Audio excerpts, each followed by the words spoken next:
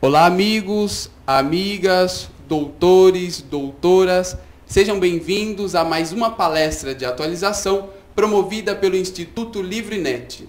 Hoje recebemos em nossos estúdios a professora Alice Bianchini, que é doutora em Direito Penal pela PUC São Paulo, que falará do tema Recentes decisões sobre a Lei Maria da Penha.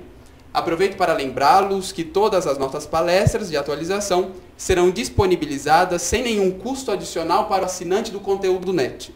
Você que ainda não é assinante, acesse o link que você está vendo abaixo desse vídeo e venha fazer parte deste mundo de conhecimento. Seja bem-vinda, professora Alice. Tá bom, muito obrigada, Saulo. Obrigada a todos vocês que estão aqui assistindo.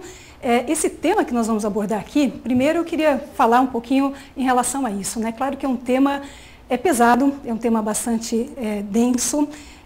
Exatamente por quê? Porque nós estamos falando de uma violência, contra a mulher e, como a gente vai ver daqui a pouco, nós estamos falando de números brutais de violência contra a mulher. Então, não obstante esse peso enorme em relação a esse tema, a nossa perspectiva é que ele possa ser trabalhado de uma forma mais leve, né? Então, eu vou tentar, na medida do possível, trabalhar esse tema de forma mais leve. Então, a primeira coisa que eu queria dizer para vocês é, claro, né, uma satisfação muito grande estar aqui falando desse tema, por conta da importância dele. Falar também que Rogério Sanches já falou desse tema aqui para vocês. Recomendo muito que vocês vejam o vídeo do Rogério Sanches, já está disponibilizado para quem é assinante do conteúdo NET, como o Saulo falou. Quem não é assinante consegue ver a primeira parte, né? Tem muita informação também lá na primeira parte do vídeo do professor Rogério.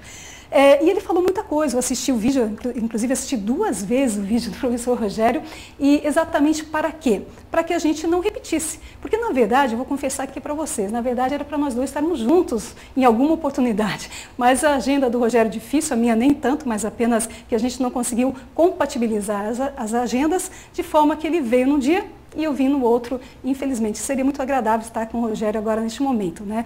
Praticamente a gente tem convergência em quase tudo, um outro ponto que a gente tem alguma divergência. Mas então o que eu fiz? Primeira coisa, vai lá, veja o vídeo do Rogério, não deixa de ver o vídeo do Rogério e você vai perceber que efetivamente nós estamos trabalhando 2 coisas de forma diferente, né? O Rogério falou de uma forma mais abrangente, falou de vários julgamentos e eu vou falar de uma forma mais específica. Inclusive, nós vamos analisar, nesses 3 blocos que compõem a minha palestra, nós vamos analisar 10 decisões jurisprudenciais, 10 decisões, sendo que uma do Supremo, uma do Tribunal de Justiça de Goiás e 8, então, do Superior Tribunal de Justiça, do STF. Então, assim que a gente vai trabalhar. Do STJ, desculpe. Bom, para começar, nós começamos do início, que é exatamente falar quem são os destinatários da Lei Maria da Penha, porque nós vamos fazer algumas discussões que estão já nos julgados que nós vamos analisar. E a gente começaria, então, analisando o seguinte. Vamos pensar aqui. O primeiro bloquinho, destinatários da lei, conforme a gente está falando. O que nós temos de discussões que ainda algumas estão pacificadas e outras nem tanto? Nós temos aqui a discussão se pode ser destinatário da Lei Maria da Penha transexual, homossexual feminino, homossexual masculino, cunhada, irmã, ex-namorada, empregada doméstica. Isso tudo a gente vai analisar aqui. Começando, então, exatamente pelo seguinte. Para a gente poder fazer essa análise e ver quem é destinatário ou quem não é destinatário da Lei Maria da Penha, nós temos que nos deparar, em primeiro plano, com o artigo 5º. O artigo 5º vai dizer para nós 3 coisas muito importantes. A primeira, que a violência contra a mulher tem que ser baseada no gênero, então já faz um recorte aqui de gênero muito importante em relação à violência contra a mulher. Depois, que ela tem que ser praticada ou no contexto familiar, são 3 hipóteses. Contexto familiar, contexto doméstico, a segunda hipótese, e a terceira hipótese que dá muita confusão é relação íntima de afeto. Então são 3 hipóteses aqui nessa segunda circunstância, segundo requisito. E o terceiro requisito, olha que importante esse terceiro requisito também. Essa violência tem que causar a morte, lesão, sofrimento físico, sexual ou psicológico e ainda dano moral ou patrimonial. Então, como é que nós vamos trabalhar esses temas todos aqui?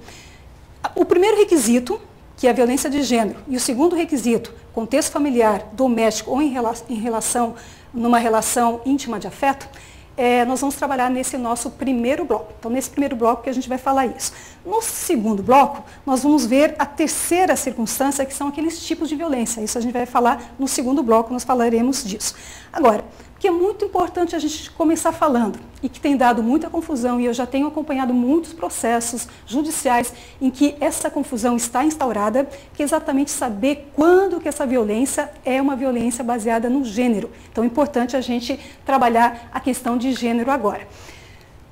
Primeiro, para a gente falar de gênero, nós temos que trazer alguns números, que foi exatamente a partir de 2001, aqui 2001, a gente já vai apresentar um dado aqui para vocês, quando nós tivemos a primeira grande pesquisa no Brasil que tratou dessa questão da violência doméstica, nós tivemos então uma informação que foi uma informação assustadora, relativa ao número de violência doméstica que nós tínhamos em 2001.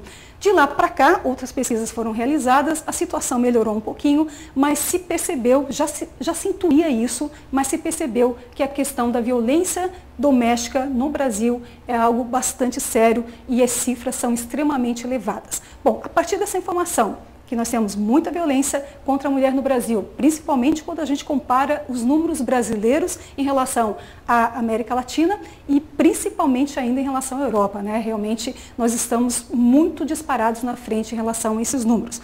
Bom, esses números quais são? Deixa eu mostrar aqui para vocês esses números. 2010, 5 espancamentos a cada 2 minutos, isso é uma coisa absurda, não existe isso em lugar nenhum no mundo. Depois nós temos ainda em relação a homicídios, que é também bastante drástico. 10 mulheres morrem por dia, sendo que dessas 10, 7 morrem pelas mãos daqueles com quem elas possuem um sentimento de afeto. Então, volta comigo aqui. Perceba o seguinte, quem é que está matando essas mulheres? Quem está matando essas mulheres? Exatamente as pessoas com quem ela tem relacionamento. São os maridos, os ex-maridos, os noivos, os ex-noivos, os namorados e os ex-namorados, amantes, ficantes, etc, etc. Pretendentes também muitas vezes, né? Então percebam, são essas as mulheres que estão morrendo pelas mãos dessas pessoas. Isso é extremamente drástico, é um dado de 2010, nós não estamos falando do século passado, nós estamos falando de Brasil, e isso é um dado que é igual praticamente em todas as regiões do Brasil. A gente poderia pensar que talvez a violência estivesse concentrada em alguma região, em outra, mas não, está em todo lugar do Brasil. E aí o que nós vamos encontrar aqui então? 10 mulheres morrem por dia, 7 pelas mãos daqueles com quem elas têm um sentimento afetivo. Em 2001, 8 espancamentos a cada 2 minutos. Significa que melhorou a situação, melhorou bastante, mas ainda o dado é bastante drástico, né? Um outro dado que eu queria apresentar para vocês, Brasil, 13º no ranking internacional de homicídios contra mulheres.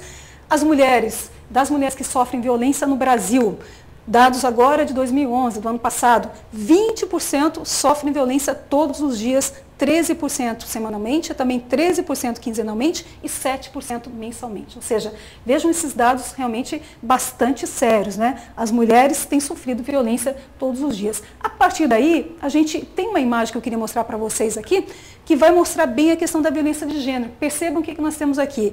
É uma cama desarrumada, um lençol desarrumado, 2 travesseiros, de um lado está eu, do outro lado está minha, né? Então vejam, eu e minha. Esse eu e minha é exatamente o que significa a violência de gênero. Então você imagina o seguinte, nós temos sexo, é uma questão biológica. Eu tenho o homem, sexo feminino, eu tenho o sexo masculino.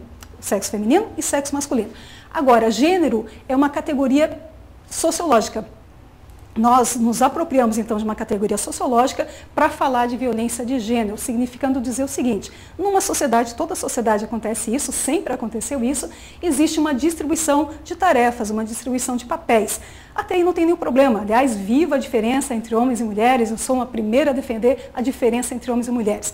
O problema está exatamente quando você atribui uma valoração maior para determinados papéis, no caso do Brasil e praticamente em todo o mundo, tirando a Islândia e alguns países aí de primeiro mundo, mas que valorizam o papel masculino em detrimento do papel feminino. E aí é claro que quando isso acontece por conta do quê?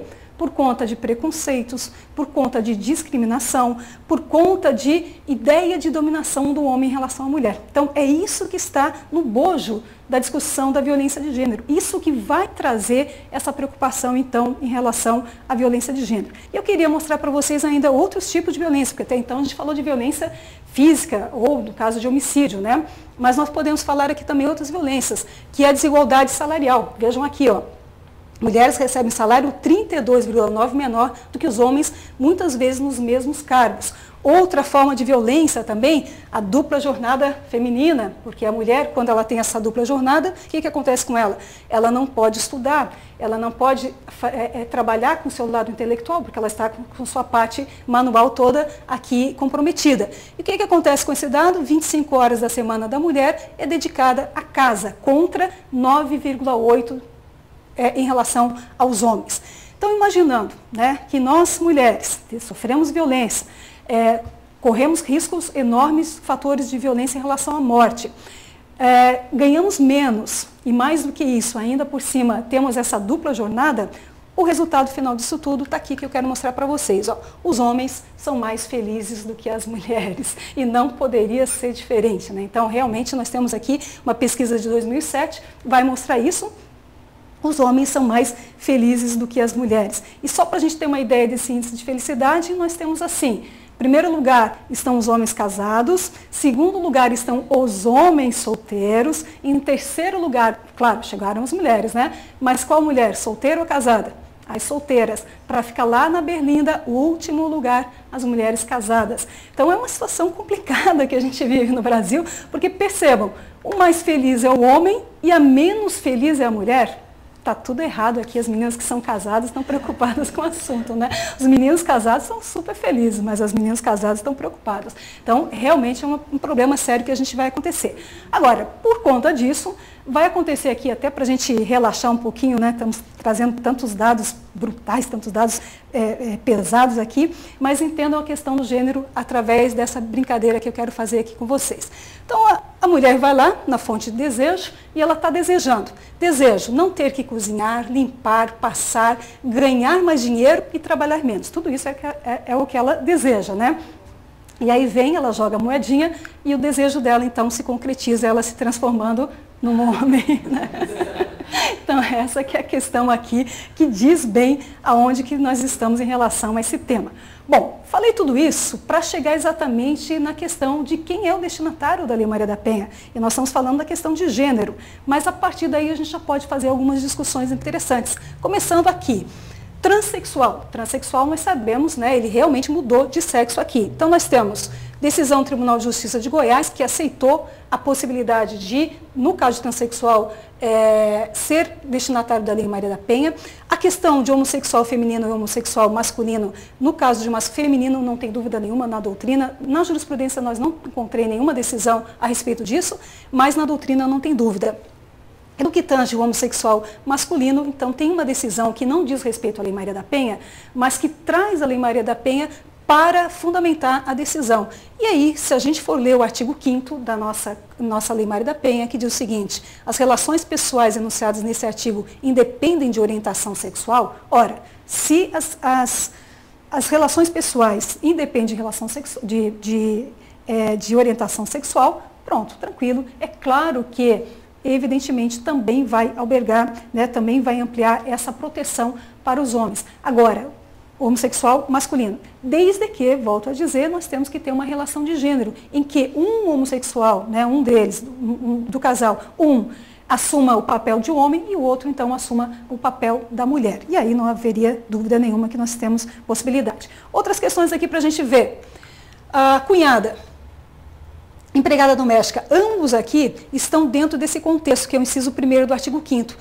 Âmbito da unidade doméstica compreendida como espaço de convívio permanente de pessoas com ou sem vínculo familiar. Percebam aqui, né? No caso da cunhada tem vínculo familiar e no caso da empregada doméstica não tem vínculo familiar. Mas por que eu botei a cunhada aqui exatamente nesse inciso 1º? Porque nesse caso concreto decidido pelo STJ, nós tínhamos uma situação em que a cunhada morava com o cunhado e foi então agredida por ele. O STJ entendeu, sim, aplica-se a Lei Maria da Penha neste caso, certo? Então, mais um caso de aplicação da Lei Maria da Penha.